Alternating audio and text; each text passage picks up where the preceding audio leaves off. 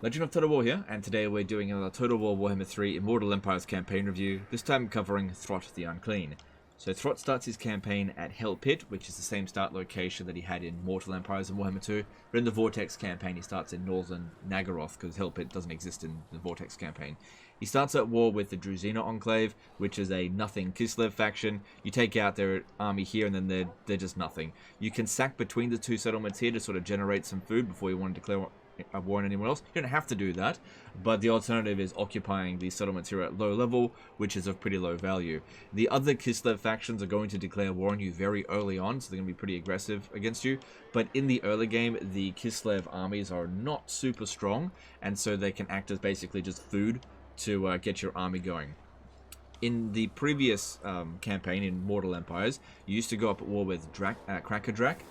So Krakadrak is probably a more difficult enemy, but it was good to just be poised, ready to get rid of them at the start, because this was a better province to own. Whereas it's not really... I guess you could go over and start attacking these areas here. It's just it's very likely that the other Kislev factions will threaten Hell Pit, so it's entirely up to you about which way you want to go with it.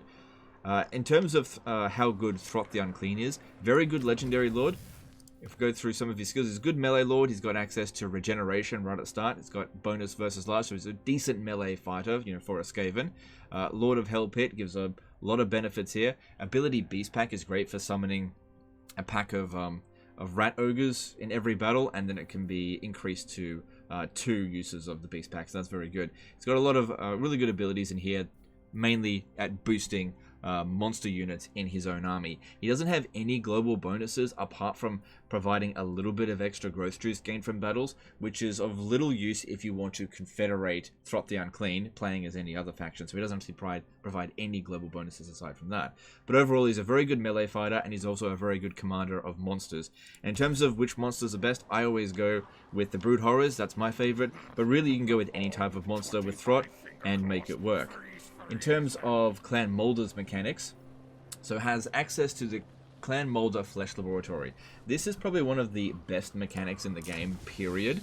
It's super in-depth and a lot of fun to use, and you're going to be using it even more as the game progresses. This is never something that you use it at the start and then just forget about it. You're always going to be wanting to mutate your units.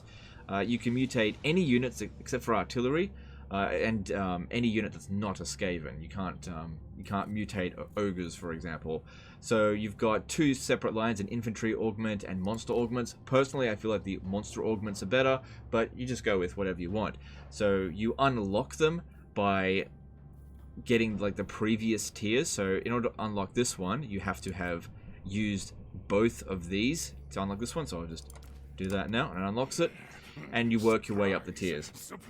There's always a chance of causing an instability with your units as well, and the chance of that happening increases the more mutations that they've got. Now this is a situation that you could very easily just save scum to move around the instability thing, so it's entirely up to you if you want to go about that, but I'm definitely guilty of save scumming to get a 13 mutation mega monster, just because I don't want any instabilities.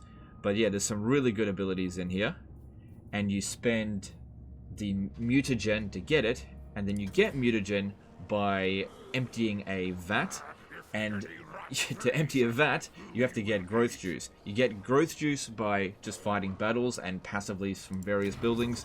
So for example, the Hell Pit building here will generate a little bit of growth juice. I think furs will also generate growth juice, and then just winning battles. And of course, with this, the longer you wait with the growth juice, up until you get 1,000, the better the actual creatures that you get out of it. So the minimum is 500, and they'll just give you wolf rats. But I think I usually go for 800. Let me see if I go into here.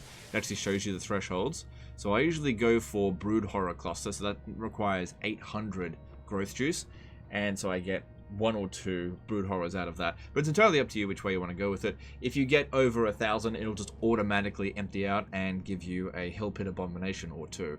Now, in terms of efficiently getting mutagen, the most efficient way is to just keep getting wolf rats. but wolf rats are not amazing units, so I usually just wait. You can also just buy mutagen with for 5,000 gold, but I don't think that's very efficient in the early stage of the campaign. You've also got all of these laboratory upgrades, which unlock as you do more and more growth fats. So it's just a really in-depth mechanic that just keeps on giving you more and more stuff to do as the campaign progresses. It's just an amazing mechanic, one of my favorites in the game.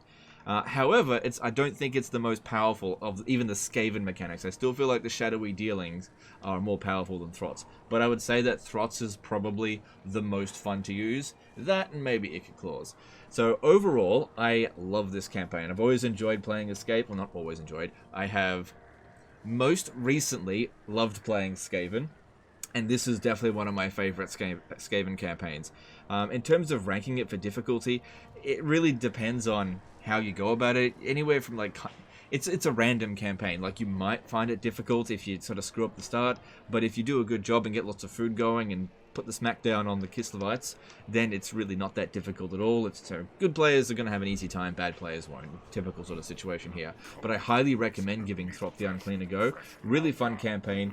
Get yourself some mutated whatever types of armies. If Storm Vermin armies, Hell Pit Abominations, do whatever you want with it. It's a really good mechanic. Anyway, that's the end of this one here, guys. Hope you've enjoyed it. Let me know in the comments below what you think of Throt the Unclean, and let me know which legendary lord you'd like me to cover next. Appreciate you guys, and I'll see you next time.